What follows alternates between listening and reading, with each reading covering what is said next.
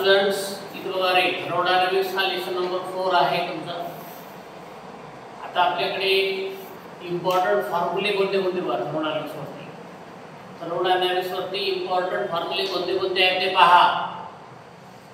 पहिले आपण वर्क डनचे फॉर्म्युले घेऊया। वर्क डन आहे, वर्क डनला आपण dw म्हणतो, p dw आपण काय म्हणतो रे, what is dw? Change in काय तो व्हॉल्यूम आहे, p into vf minus vi। vf म्हणजे काय रे, फायनल व्हॉल्यूम, मायनस vi म्हणजे काय रे, इनिशियल व्हॉल्यूम। ओके, तर काय हे वर्क डन म्हणजे dw p into dw आहे। dw चा अर्थ आहे चेंज इन तो व्हॉल्यूम आहे, p into काय रे, vf minus vi आहे। आता तोच फॉर्म्युला इथं बघा, तेच वेगळ्या फॉर्म मध्ये। इथं vi खाली येतं, vf वर येतं, त्याला म्हणायचं लोअर लिमिट, ह्याला म्हणायचं अप्पर लिमिट। इथं काय म्हणायचं, p dv असं इथं आपल्याला म्हणायचं आहे। ओके, तर चेंज कशामध्ये आहे तुमचं, हे चेंज इन व्हॉल्यूम आहे बघा। dw p into dv, p into काय रे करणं, p into किती आहे इथं, p into dw असं आहे। मग p इन ब्रॅकेट काय घ्यायचं, vf मायनस काय तुम्हाला vi घ्यायचं आहे। dw बरोबर बघा इंटिग्रेशन ऑफ किती आहे रे, इथं बघा पोरांनो vi आहे, याला म्हणायचं लोअर, vf काय रे अप्पर, लोअर आणि अप्पर। इथं काय पोरांनो बघा, इथं किती आहे रे, p into काय येतं आपल्याला इंटिग्रेशन काढण्याच्या पूर्वी, काढल्यानंतर काय येतं बघा, p into vf minus vi येतं। इथं लोअर लिमिट आहे, कोणतरी अप्पर लिमिट आहे। आता पुढचा प्रश्न घ्या, first law of thermodynamics. First law कोणता आहे रे, बघा त्याला आपण du म्हणतो। du म्हणजे काय रे, एनर्जी आहे, चेंज इन एनर्जी जी पडतो काय, मॉड ऑफ q मायनस किती आहे, मॉड ऑफ w आहे। मॉड ऑफ q म्हणजे काय रे, हीट आहे, मायनस इथं काय रे वर्क, त्याला आपण काय म्हणतो एनर्जी असं त्याला आपण म्हणतो। एक काम करा तुम्ही, आता इथे ठेवा, इथे काय ठेवा, इथे काय ठेवा, q ठेवा आणि ह्या w कडे घेऊन या। तर काय होईल रे, हा जो मायनस आहे हा प्लस होईल, तोच फॉर्म्युला आहे, वेगळा काही नाही। मग q बरोबर काय होतं, हे du इकडचा मायनस काय झाला, प्लस झालेला आहे। आपण ह्याला मॉड मध्ये काय घेतलं, त्याचा अर्थ असा आहे, जर मायनस असेल तर तो काय होतं रे, प्लस होतं। म्हणून q इक्वल काय झालं पाहिजे, की q इथे ठेवले, du प्लस किती झालं रे, w झालेला आहे। त्याला म्हणायचं first law of thermodynamics. Okay, आता जेवढी ती ऊर्जा आहे, तर ती ऊर्जा काय साधारणतः हीट मध्ये आणि कार्यामध्ये काय होते, खर्ची होते।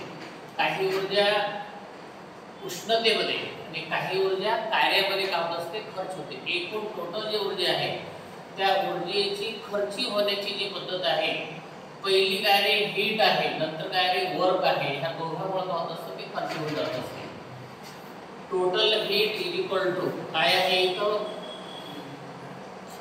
काय आहे, एनर्जी प्लस किती आहे रे, वर्क आहे। इक्वेशन ऑफ स्टेट इक्वेशन कोणतं आहे बघा, pv इक्वल टू किती रे, nRT। इक्वेशन ऑफ स्टेट कोणतं आहे रे, pv equal to nRT। p काय रे प्रेशर, v काय व्हॉल्यूम, n काय रे नंबर आहे, r काय झालं लिमिट कॉन्स्टंट आहे, t म्हणजे काय रे टेंपरेचर आहे। अशा पद्धतीने इक्वेशन ऑफ स्टेटचे इक्वेशन आहे कोणतं आहे, pv इक्वल टू nRT आहे। आता आयसोथर्मल प्रोसेस म्हणजे काय रे, तो काय इथं बघा रे बरोबर, pv इक्वल टू काय असतं रे, कॉन्स्टंट असतं, त्याला म्हणायचं आयसोथर्मल प्रोसेस। आता इथं वर्क डन आयसोथर्मल मध्ये फॉर्म्युला काय बघा रे, n into RT, हे in म्हणजे काय रे, लॉग आहे। त्याला लॉगचं रूपांतर लिहिण्याची आणखी पद्धत आहे। जसं आपण लॉग लिहितो ना, आता लॉगला आपण असं सुद्धा लिहू शकतो, in सुद्धा लिहितो। तो काय हे वर्क डन काय रे, आयसोथर्मल प्रोसेस मध्ये nRT log of vf minus किती आहे, v आहे। ह्यालाच आपण दुसऱ्या पद्धतीमध्ये हे आयसोथर्मल मध्ये nRT log T I minus किती रे टी एफ आहे. जसं इथं व्ही एफ अपॉन किती आहे व्ही आहे, तसं इथं काय रे पी आय अपॉन काय झालं हे पी एफ झालेलं आहे. हे झालं आयसोथर्मल वर्कचे फॉर्म्युले. Heat exchange during isobaric process. Isobaric process मध्ये हीट एक्सचेंज होते, तर त्याचा फॉर्म्युला किती आहे Q N Cp in bracket Tf minus Ti आहे. Okay, Q N Cp in bracket Tf minus किती आहे Ti आहे. आता heat exchange during isochoric process. Isobaric वेगळं, आयसोचोरिक प्रोसेस वेगळं. आता इथे हे Q कोणता बघा रे delta U N into Cv आहे. आता लक्षात घ्या पोरांनो, N into Cv Tf minus किती आहे Ti आहे. आता प्रश्न असा पडतो इथं हे काय झालं, हे P आहे, हे काय झालं ते प्रेशर आहे. तर तुम्हाला पुन्हा प्रश्न असा पडत असतो आयसोबारिक म्हणजे काय आहे आणि परत आयसोचोरिक म्हणजे काय आहे, असं आपल्याला एक छोटासा प्रश्न पडत असतो. आता इथं कोण कोण दिसतं रे, इथं काय दिसतं तुम्हाला P दिसतो. P म्हणजे कोण आहे प्रेशर दिसतो. T म्हणजे काय रे टेम्परेचर दिसतो. म्हणजे प्रेशर व्हॉल्यूम आणि टेम्परेचर हे तीन झाले. तिघापैकी एक नसेल तर तो काय करायचा कॉन्स्टंट असतो. आता हीट आहे, हीट एक्सचेंज होत असताना कोण दिसत नाही तुम्हाला, इथं व्हॉल्यूम दिसत नाही.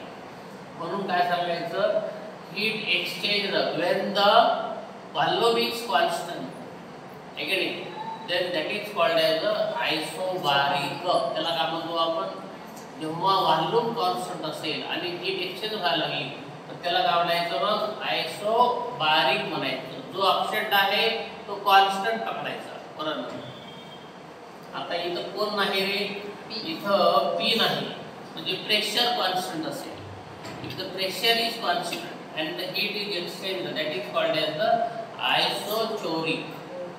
आयसोबारिक म्हणजे कोण कॉन्स्टंट आहे व्हॉल्यूम कॉन्स्टंट आहे. आयसोचोरिक म्हणजे कोण कॉन्स्टंट आहे प्रेशर कॉन्स्टंट आहे.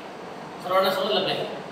ओके, त्याला म्हणायचं आयसोबारिक, त्याला म्हणायचं आयसोचोरिक. ओके, आता पुढचा प्रश्न असा आहे, आता अडियाबॅटिक प्रोसेस हे आयसोबारिक, आयसोचोरिक आणि अडियाबॅटिक. आता अडियाबॅटिक मध्ये कोण नाही रे टेम्परेचर दिसत नाही. म्हणून जेव्हा टेम्परेचर कॉन्स्टंट असेल तर त्या प्रोसेसला काय म्हणायचं अडियाबॅटिक प्रोसेस असं म्हणायचं. समजलं तुम्हाला? थोडं समजलं मी काय बोललेलं ते. आयसोबारिक म्हणजे व्हॉल्यूम कॉन्स्टंट, आयसोचोरिक म्हणजे प्रेशर कॉन्स्टंट, अडियाबॅटिक म्हणजे काय रे temperature constant. P P pressure, V volume, T म्हणजे काय रे टेम्परेचर. अशा पद्धतीने तीन आहेत. तुम्हाला थोडा विसरायचं नाही. आयसोबारिक म्हणजे व्हॉल्यूम कॉन्स्टंट, आयसोचोरिक म्हणजे प्रेशर कॉन्स्टंट, अडियाबॅटिक म्हणजे काय रे टेम्परेचर कॉन्स्टंट असेल. तर टेम्परेचर कॉन्स्टंट असल्यानंतर त्या प्रोसेसला आपण काय म्हणतो रे अडियाबॅटिक प्रोसेस म्हणत असतो. त्याच्यामध्ये इथं दोन तीन तुम्हाला फॉर्म्युले आहेत. आता PV ही गॅमा आहे. दिस PV गॅमा किती आहे कॉन्स्टंट आहे. PV गॅमा -1 हे पण काय आहे कॉन्स्टंट आहे. आता वर्क डन हे ADI म्हणजे अडियाबॅटिक. वर्क डन कशामध्ये आहे अडियाबॅटिक आहे. NR इन ब्रॅकेट किती आहे TF मायनस किती करून TI आहे अपॉन 1 मायनस काय आहे 1 मायनस किती आहे गॅमा.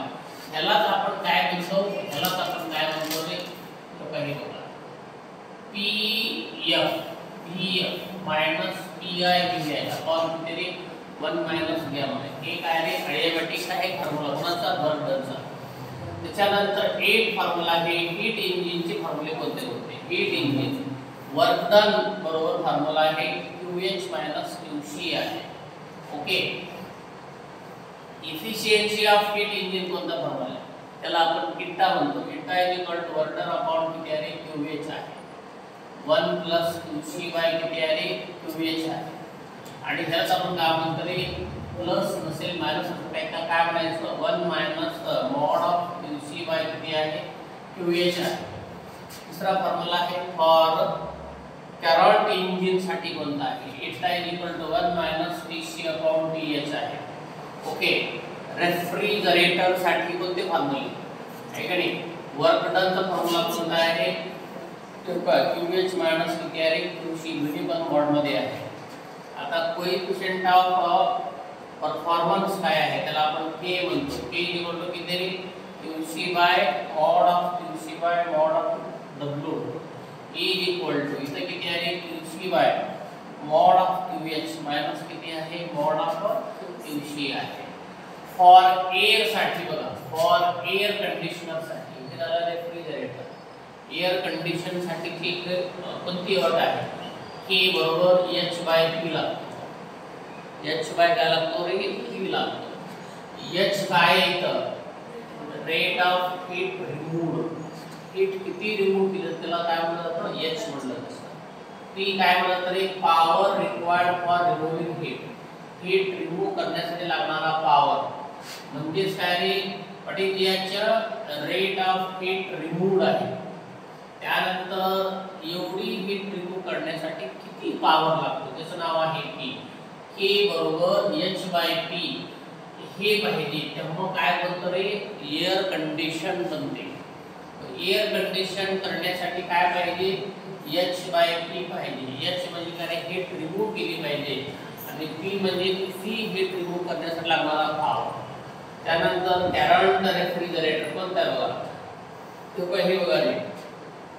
K = किती आहे? TC/TH मायनस किती आहे? TC आहे. आता इथं पुन्हा प्रश्न असा पडतो की TC, TH आणि हे तर TC आहे. बरोबर आहे. आता TH तर आपण पाहिलेलं आहे. हे काय आहे? टेम्परेचर रिमूव्ड बाय द कोणता आहे? हे एअर कंडिशनर आहे. ओके नाही? आणि व्हॉट इज TC? TH तर झालं हे. ओके. तर C नेमकं काय आहे? एअर कंडिशनचं टेम्परेचर किती राहतं तर तो टेम्परेचर आहे. अशा पद्धतीने तुमचा करंट रेफ्रिजरेटरचा फॉर्म्युला आहे K = किती? TC/TH मायनस किती आहे? TC. All these are the important फॉर्म्युले that I have told you. Okay. हे सर्व तुम्हाला कशामधले रे? थर्मोडायनामिक्स मधील सर्व फॉर्म्युले तुम्हाला इथं मी सांगितलेले आहेत. आता या फॉर्म्युल्यावरती आधारित आपल्याला काय घ्यायचे आहे तर MCQ घ्यायचे आहेत. ओके. चला हे सर्वांनी लिहून घ्या. सर्वांनी लिहून घेतले का? सर्वांनी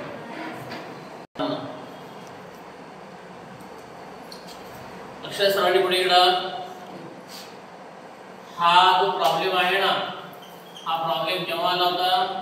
MCQ स्केप AIPMT 2015 मध्ये आला होता. AIPMT हे पहिले नीटच्या पूर्वी एक्झाम व्हायच्या. All India pre medical test. All I म्हणजे इंडिया, P म्हणजे प्री, M म्हणजे मेडिकल, T म्हणजे टेस्ट. AIPMT अशा परीक्षा आहेत. ओके. त्यानंतर आता त्याच्यानंतर तीच एक्झाम आता काय म्हणून यायला नीट म्हणून यायला लागलेली आहे. ओके. आता 2015 मध्ये हा प्रश्न आला होता. तोच प्रश्न नीट मध्ये 2017 मध्ये येतो. बरोबर. एक्झाम काय झाला म्हणजे क्वेश्चन्स हे काही क्वेश्चन्स कसे होतात तरी रिपीट होतात आणि म्हणून मग आलेल्या काय करायचे? फॉर्म्युले लर्न करायचे आणि प्रिव्हियस इयर क्वेश्चन्स पाठीमागे आलेले क्वेश्चन्स आता शॉर्ट मध्ये तयारी कशी करायची?